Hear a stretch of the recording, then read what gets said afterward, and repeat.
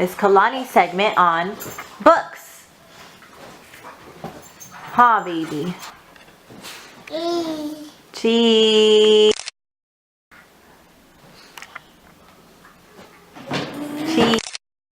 Hi you guys, welcome back to my channel. So today I'm doing something a little bit different.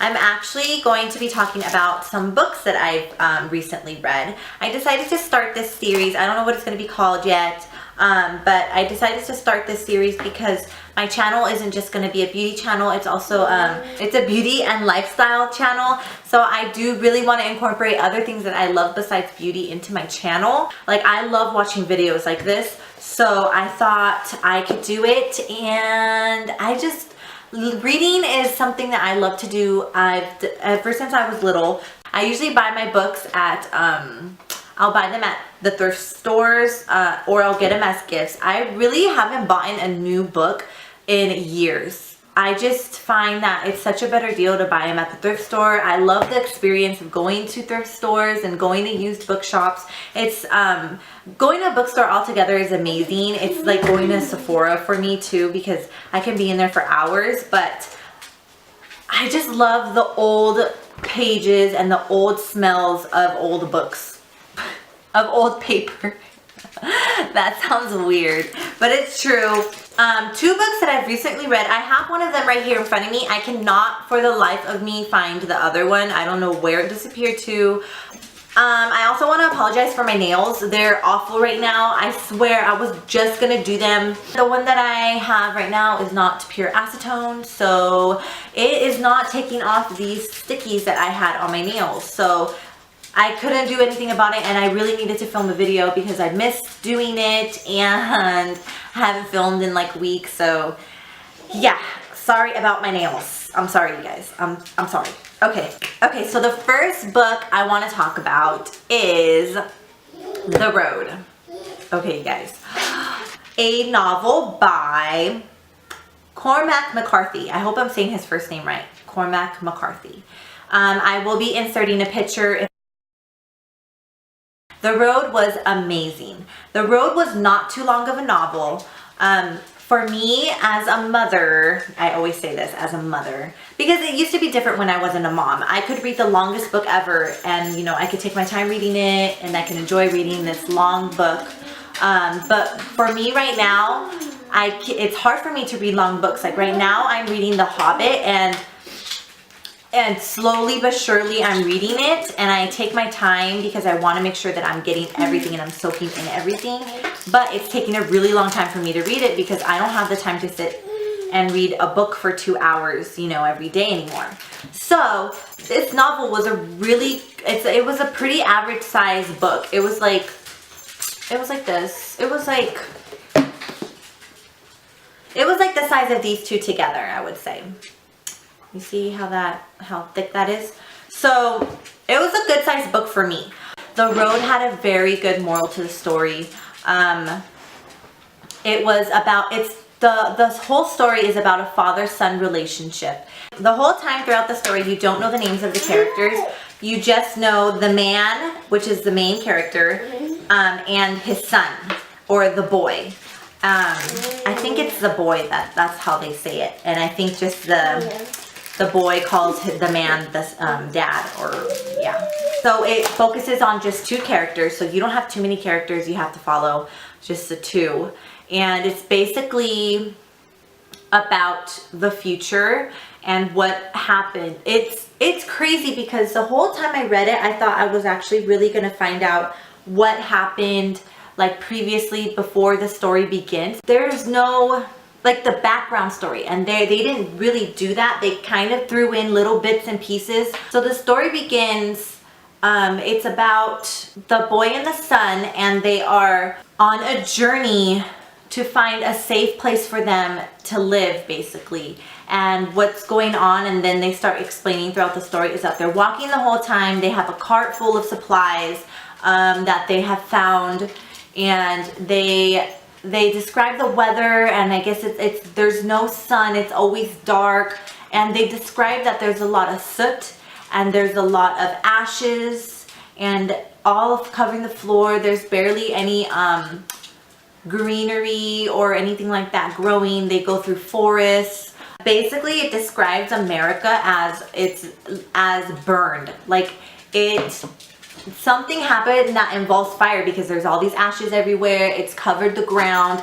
It covers the ground like snow. And they are also, it seems like they're in the middle of winter, but you don't really know if it's actually winter or if it's because something has happened to the environment because of like global warming or something. You know what I mean? But they are in the cold. So it's really interesting story. You are sucked in entirely because they run into other people. A lot of the time they're alone, but a lot of the time they are also hiding. They run into other people. They go into houses and it's really scary because they're going into houses to look for supplies, but you don't know if there's other people living there. And the whole time the boy is being taught by his father how to live and what he needs to do. And a lot of it is about good versus evil. The boy is always asking for reassurance from his father, asking if they are the good guys, and if they see someone, are those good guys or are they bad guys? And the dad will always tell him the truth and tell him, you know, they could be bad guys or they could be good guys. This had me reading and turning the page constantly. It is a movie as well, so if you guys aren't readers and you guys just think that this story sounds awesome, it is a movie, so you guys can watch it. I haven't even watched the movie because it was on Netflix, and then once I finished the book, it wasn't on Netflix anymore, so I was like, ah. But I mean, books are always better than movies. Yeah, that's how I was. Still, like, maybe in the movie it says how the world got to that way, because I'm still like, oh, what happened? So maybe he'll do like a prequel. So it's a story that I would probably read again. It's a really good story. If you don't want to read it, just watch the movie. But I've never watched the movie, so I can't tell you if the movie is as good as the book. So that is The Road. The second book that I want to talk to you about, I actually read The Road. I finished reading it around Christmas time, so that was a little while ago. The Timekeeper is the book that I recently just finished reading, and this is by one of my favorite authors, Mitch Albom. Mitch Albom, if you haven't heard of him, he is an amazing author. All his books and stories are very short, so I feel like it's really good for those of you, like I said earlier, with short attention spans, not trying to like, some people just don't like reading long books, you know? So Mitch Albom's books always, like, I'm always attracted to them, and I always want to read them. I've read 3 of his books. One of his most famous books is because, Tuesdays with Morrie. I read that book in high school. I know a lot of people read that book in high school, so if you remember Tuesdays with Morrie, that is by the same author as this book, Mitch Albom. He also has a lot of books that are turned into Lifetime movies. So like The 5 People You Meet in Heaven, that's also written by Mitch Albom. This was the last book that I read from him, The Timekeeper. And it is amazing like all his other books. A little background on Mitch Albom, not a little background, it's a tiny bit of background, but he is also a Christian. So moral of the story is always very beautiful. It doesn't like specifically talk about God in the books. In the books that I've read, he doesn't. But he talks about things that Christians usually want in their lives. I don't know, like if I wasn't a Christian, I don't know if I would like right away be able to tell like, oh, this guy's a Christian, because he doesn't like jam the religion in your, you know, in your throat. Like he's not like, you know, love God, you know, talk about religion and all that. It's not, these books aren't like this. These books are beautiful stories that always have a beautiful moral, and it really helps you, like it's really relatable. It really is, because like, okay, so this one, The Timekeeper, this one, I'm rambling, I'm sorry. I just love Mitch Albom. Like he's so close to my heart, because every time I read one of his books, it like opens my eyes to an issue or something that I haven't paid attention enough to or something that I really need to make sure that I embrace in my life before I pass, or some, things like that. So, and he makes a story out of them, and he brings these characters to that's what they're, learning as well. So this one specifically, this one is a lesson about time. This is a story that he has made about Father Time.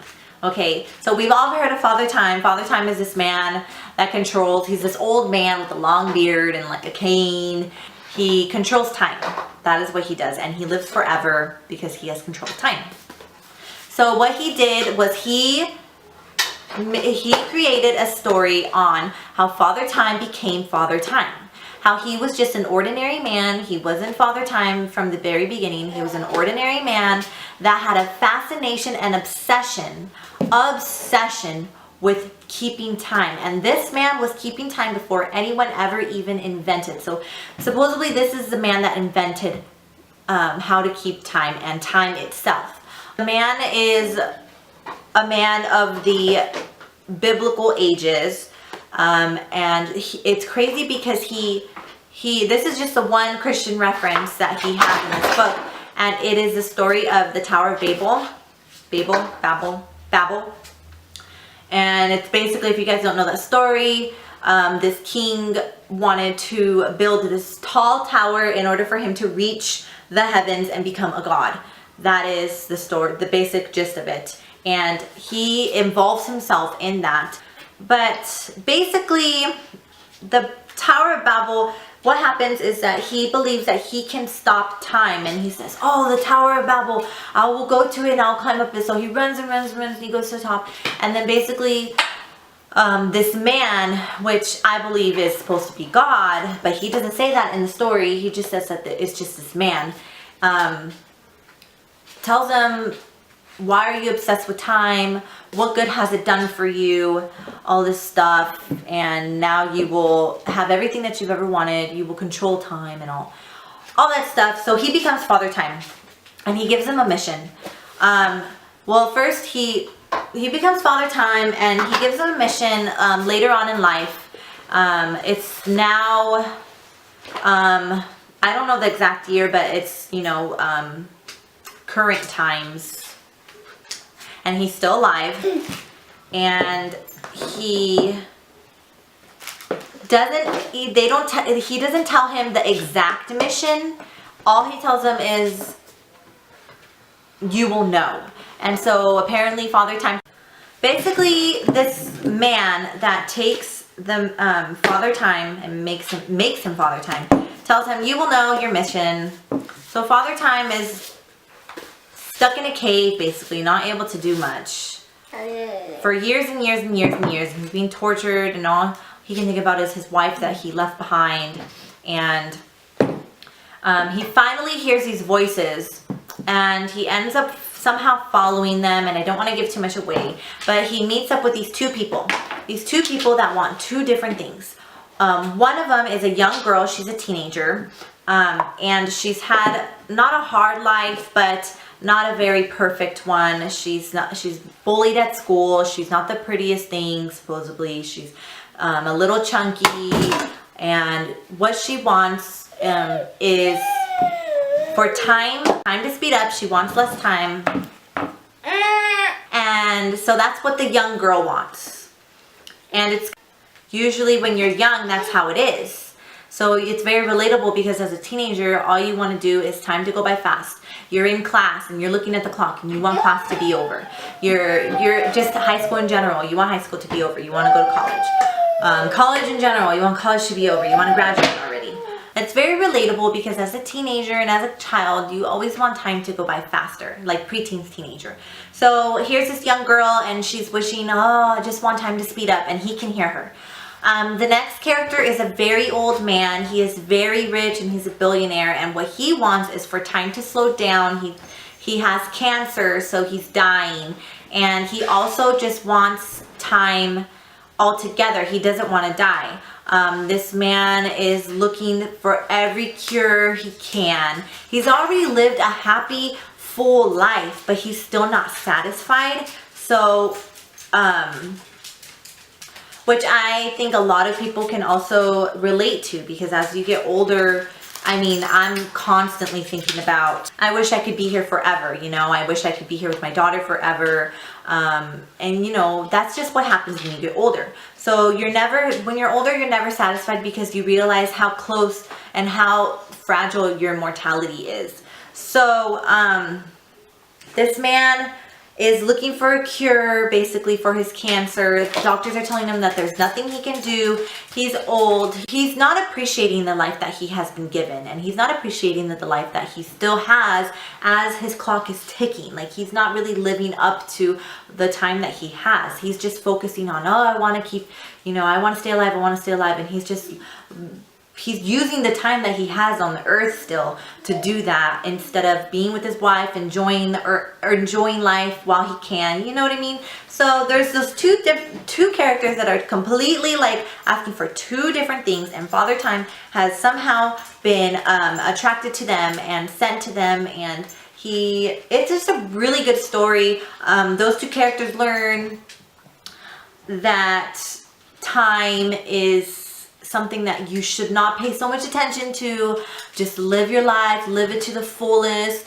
Everyone is given the time that they have for a reason, and everyone is given the time that they have with the ability to live your life the fullest and the best that you can.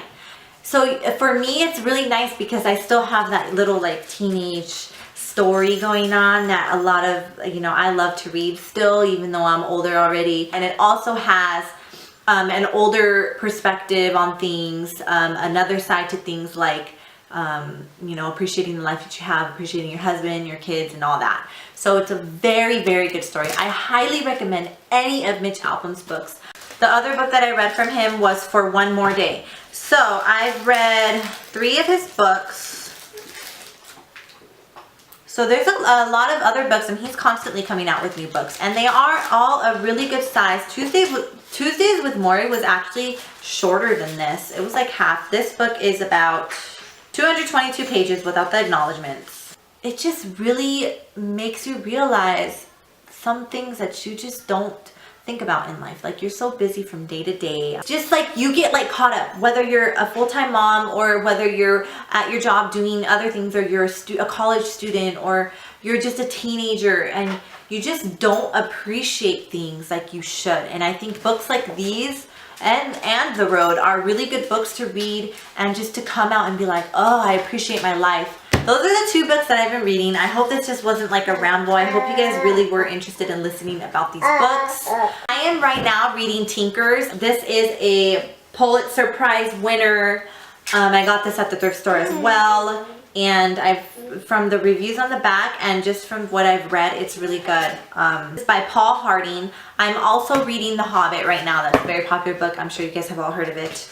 If you haven't, I don't know what to say about that, because I also love very mythological, like, I love books like that. So The Hobbit, Lord of the Rings, Harry Potter, anything vampire, like, I love books like that too. So that is what I'm reading at Angela's Book Corner. I don't know what I'm going to be calling this. Angela's Book Corner is pretty cute, but I'm not in a corner. Like, if I do that, I'll probably make like a cute little corner and like have these videos in the cute little corner with like pillows and stuff. Oh, that's so cute. I should do it. All right, guys, I hope you like this series. Let me know down in the comments any books that you suggest that I read. That would be amazing if you guys did that. And we can just totally just share books that we like and just keep it rolling. I hope you enjoyed this video. Please like, share, and subscribe if you please. Books. I love books, and I loved talking about them, so I'm gonna definitely keep doing this. Okay, you guys, have a great weekend. Bye.